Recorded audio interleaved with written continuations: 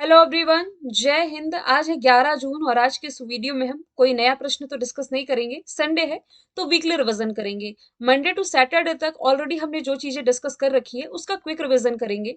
Daily के current affair की class की टाइमिंग 18 से 20 मिनट होती है, लेकिन हम कोशिश करेंगे कि 18 से 20 मिनट के ड्यूरेशन में आपका पूरा वीकली रिवीजन हो जाए।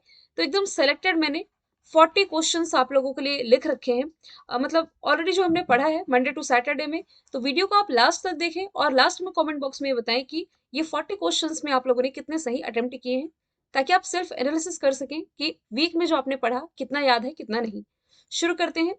और डिटेल में ऑलरेडी पढ़ रखी है, सिर्फ क्वेश्चन और आंसर लेते चलेंगे। वीडियो को बहुत ज्यादा आज डिटेल में डिस्कस नहीं करने वाले हैं। भारत का जो पड़ोसी देश है, इसने अगले 10 वर्षों में 10,000 मेगावाट बिजली आयात करने पर सहमति व्यक्त की है। उस पड़ोसी देश का नाम है नेपाल, जिसकी राजधानी काठमांडू है। और काठमांडू में ही आप लोगों ने south Asian association for regional corporation का मुख्यालय है, जो कि याद रखा है। दुनिया की सबसे ऊंची चोटी माउंट एवरेस्ट है, नेपाल में ही स्थित है, जिसे आप नेपाल में सागर माथा के नाम से जानते हैं। रिसेंटली यहाँ के प्राइम मिनिस्टर पुष्प कमल दहल प्रचंड, जो कि रिसेंटली भारत के दौरे पर आए थे। यहाँ के राष्ट्रपति ये हो जाएंगे रामचंद्र पुडेल। अभी हाल ही में किस देश का पहला जासूसी उपग्रह यानी कि सैटेलाइट ये फेल हुआ है? तो नॉर्थ कोरिया ने कुछ समय पहले ही अपना जासूसी स्पाई सैटेलाइट लॉन्च किया था और इसकी लॉन्चिंग अभी फेल हो गई है। आप यदि एशिया के मैप में देखें, ये नॉर्थ कोरिया, इसके जस्ट नीचे साउथ कोरिया है। दोनों के बीच में 38 पैरेलल लाइन 38वीं समानांतर रेखा है। नॉर्थ कोरिया की capital Pyongyang, currency won, Kim Jong Un यहाँ के तानाशाह हो जाएंगे। तुर्की ने ना अपना नूरी सैटेलाइट रिसेंटली लॉन्च किया था। एक टेफून नाम का सैटेलाइट, माफ कीजिएगा, साउथ कोरिया ने नूरी लॉन्च किया था। स्वदेश निर्मित रॉकेट था इसका। टेफून सैटेलाइट तुर्की ने लॉन्च किया। और रिसेंटली खैबर सैटेलाइट आप लोगों ने कहाँ से पढ़ा है? ईरान वाले क्षेत्र से। पुरुष Asia junior junior hockey cup 2023 का विजेता कौन है? तो इसमें जो विजेता रहा है, ये रहा है भारत ही। भारत ने पाकिस्तान को हरा करके ये खिताब अपने नाम किया। इस प्रतियोगिता का आयोजन ओमान में किया गया था। इंग्लैंड ये किसमें विजेता रहा है? तो ये T20 मेंस वर्ल्ड कप में विजेता रहा है। जबकि T20 वुमेन्स वर्ल्ड कप में विजेता कौन रहा है? ऑस्ट्रेलिया रहा है। श्रीलंका ये एशिया कप पुरुषों का जो रहा इसमें विजेता रहा है। जबकि एशिया कप जो महिलाओं का रहा ना, इसमें विजेता भारत ही रहा है। आगे चलते हैं। Steel authority of India limited के नए सीएमडी कौन बने हैं? तो अमरेंदु प्रकाश बने हैं। सेल की स्थापना 1954 में हुई, नई दिल्ली में हेडक्वार्टर है। प्रवीण सूद सीबीआई के नए महानिदेशक। हमारे केंद्रीय सतर्कता आयुक्त यानी chief vigilance commission Praveen Kumar Shrivastava हैं। सेल की पहली महिला अध्यक्ष यानी कि इनसे पहले कौन थी? सोमा मंडल थी। विश्व साइकिल दिवस कब मनाया जाता है? तो ये हर साल 3 जून को मनाया जाता है। इस बार की थीम है celebrating the affordable path to sustainability. अभी रिसेंटली जून के महीने में ही ओडिशा में आप जानते ही हैं कि 2 ट्रेन और एक मालगाड़ी के बीच में एक भीषण हादसा हुआ था, जिसके कारण 250 से ऊपर, अब तो ये 300 के आंकड़े पहुंचने लगे, इन लोगों की इतने लोगों की जान गई और 1100 के आसपास यहाँ लोग घायल हुए थे। ओडिशा की राजधानी दिशपुर, सॉरी माफ कीजिए, ओडिशा की राजधानी भुवनेश्वर, मुख्यमंत्री नवीन पटनायक, राज्यपाल गणेशी लाल है। एक ही फैक्ट में रिलेट करूंगी कि FIH men's hockey world cup का आयोजन ओडिशा में हुआ था, जिसमें विजेता जर्मनी था। आगे चलते हैं। फोर्ब्स ने अभी हाल ही में रिपोर्ट रिलीज की है। इसके अनुसार दुनिया का मोस्ट वैल्यूएबल फुटबॉल क्लब कौन बना है? तो ये बन गया है रियल मैड्रिड। कमेंट बॉक्स में बताएंगे किस देश का फुटबॉल क्लब है ये। जैसे कि जो क्रिस्टियानो रोनाल्डो है, ये पहले मैनचेस्टर यूनाइटेड के लिए खेलते थे। इन्होंने अब एक नया क्लब ज्वाइन किया, सऊदी अरब का अल नासर। स्पेन का फुटबॉल क्लब है बार्सिलोना। मध्य प्रदेश का पहला सौर शहर कौन बनने जा रहा है? तो ये बनने जा रहा है सम्राट अशोक की नगरी सांची, क्योंकि सांची जो है ना, ये ट्रॉपिक ऑफ कैंसर यानी कि कर्क रेखा पर ही स्थित है और यह सूर्य की ऊर्जा को सोखने के लिए आदर्श स्थान है, इसलिए इसे चुना गया है सांची को। ठीक है। अभी थी मैं बात करूं, एक सेकंड रुकिए इसमें। ठीक है। अभी भी मैं बात करूं अदर ऑप्शन की, सभी मध्य प्रदेश से ही रिलेटेड है। इंदौर, उज्जैन, खंडवा, सभी को हम मैप के थ्रू देखें। इंदौर ये भारत की सबसे स्वच्छ सिटी है, लगातार 6वीं वर्ष। फिर क्या ऑप्शन में? उज्जैन और खंडवा। उज्जैन में ना महाकाल लोक का उद्घाटन प्राइम मिनिस्टर नरेंद्र मोदी ने किया था 11 अक्टूबर को। और खंडवा में दुनिया का सबसे बड़ा फ्लोटिंग सोलर प्लांट बनने जा रहा है नर्मदा नदी पर। Recently geological survey of India के नए महानिदेशक के रूप में किसकी नियुक्ति की गई है? जनार्दन प्रसाद की। जियोलॉजिकल सर्वे ऑफ इंडिया, जिसकी स्थापना 1851 1951 में की गई, हेडक्वार्टर याद रखिए कोलकाता में हो जाएगा।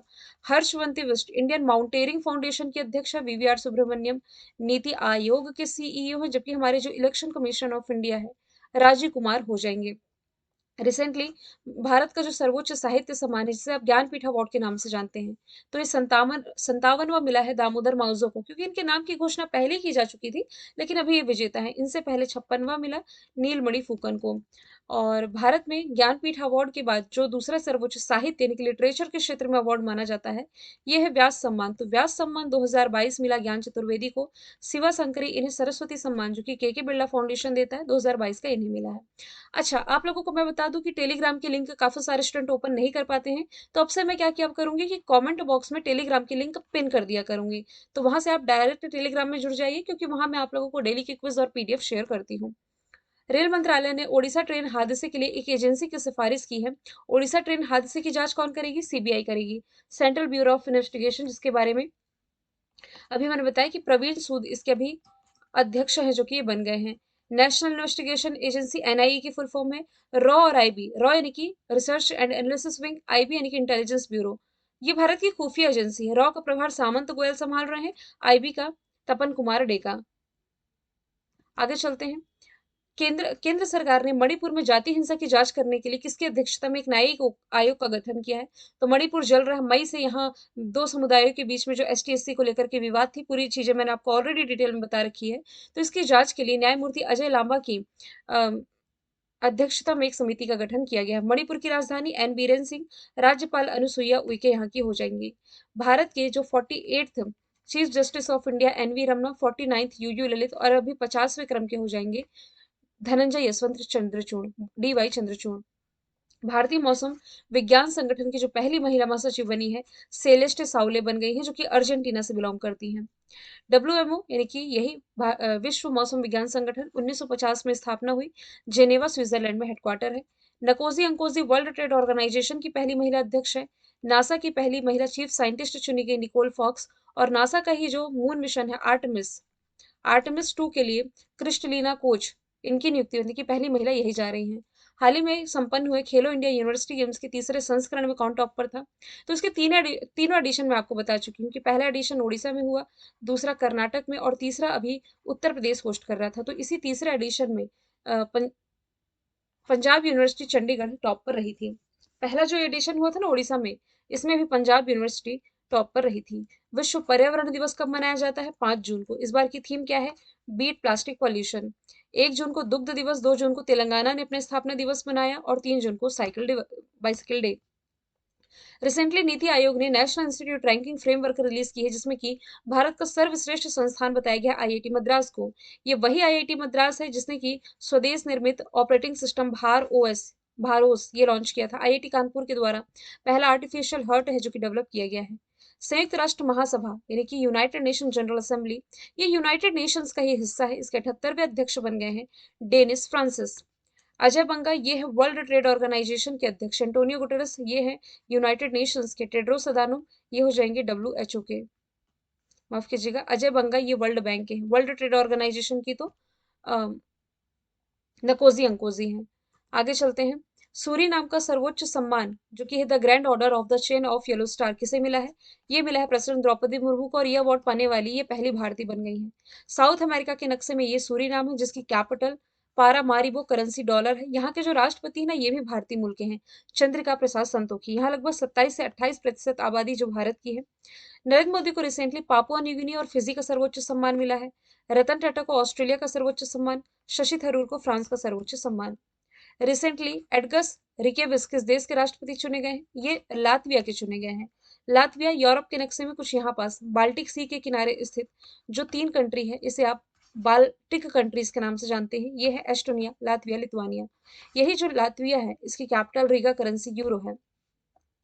श्रीलंका के राष्ट्रपति रनिल विक्रमसिंघे, नेपाल के रामचंद्र पुडेल, बांग्लादेश के साहबुद्दीन चुप्पू।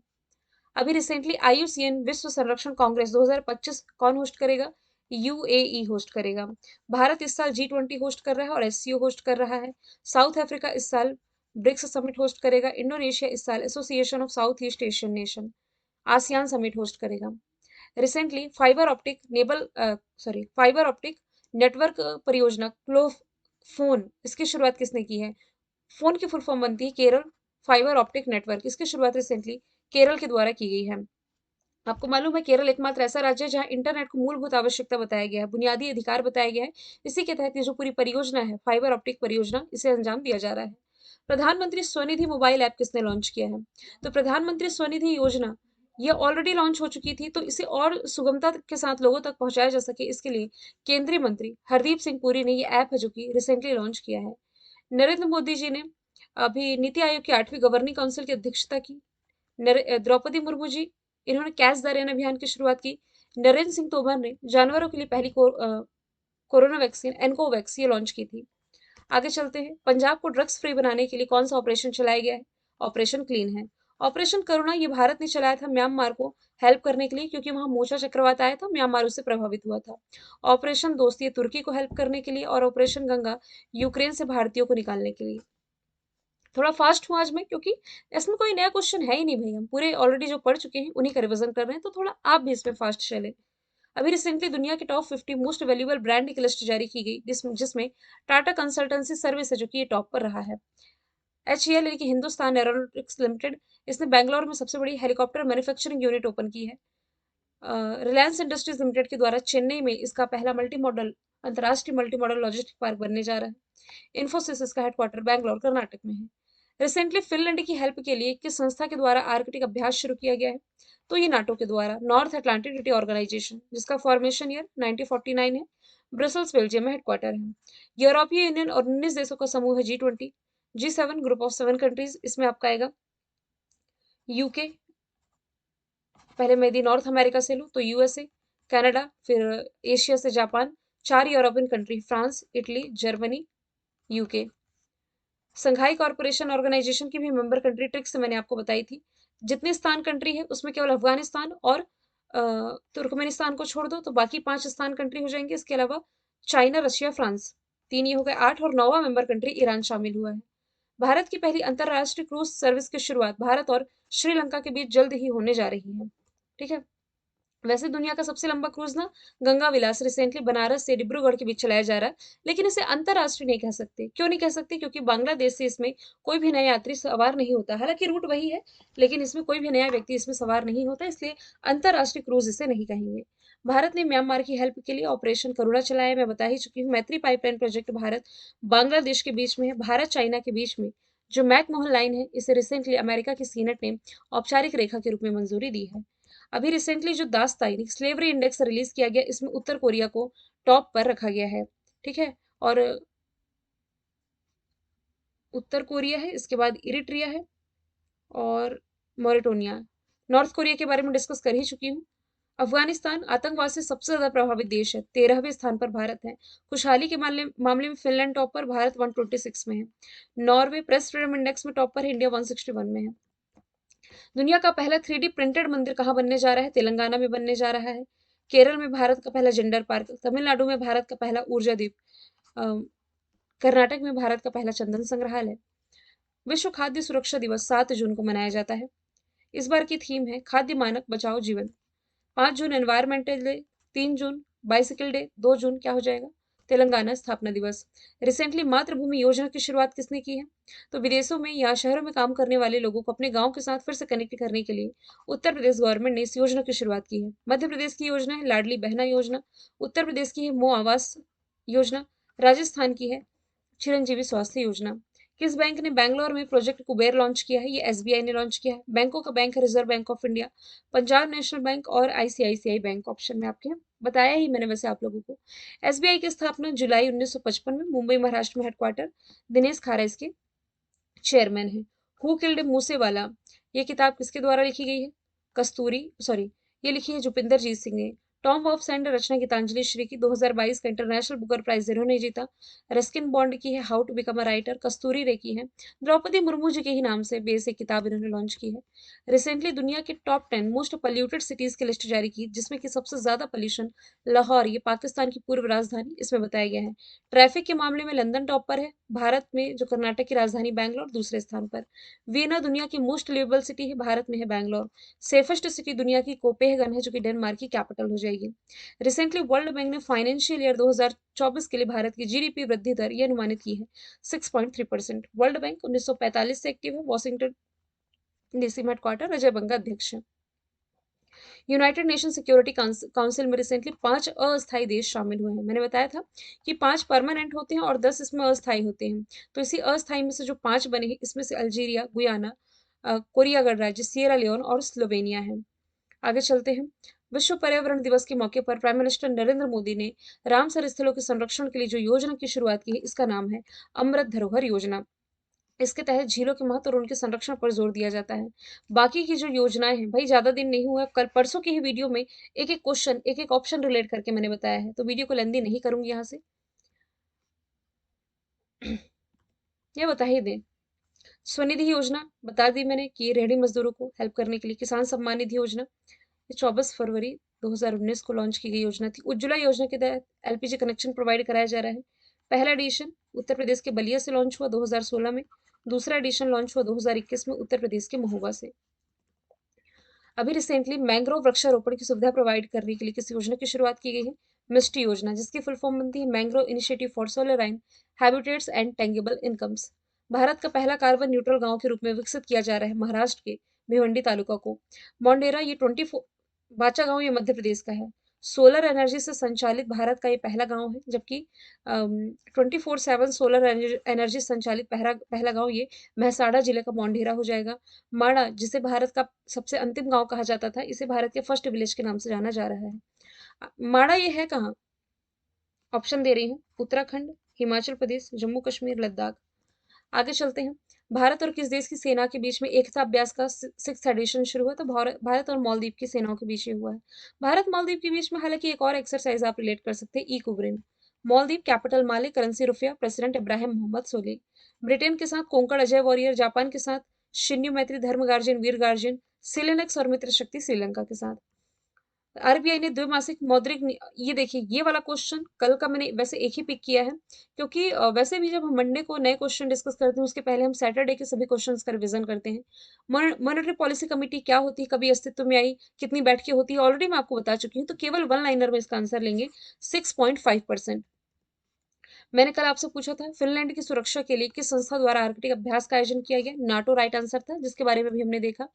आज का सवाल है, किस देश के राजा नोरोडोम सिमबनी पहली बार भारत के राजकीय दौरे पर हैं? तो इसका आंसर आप कमेंट बॉक्स में बताएं। फिर हम मिलेंगे नेक्स्ट वीडियो के साथ। Thank you so much.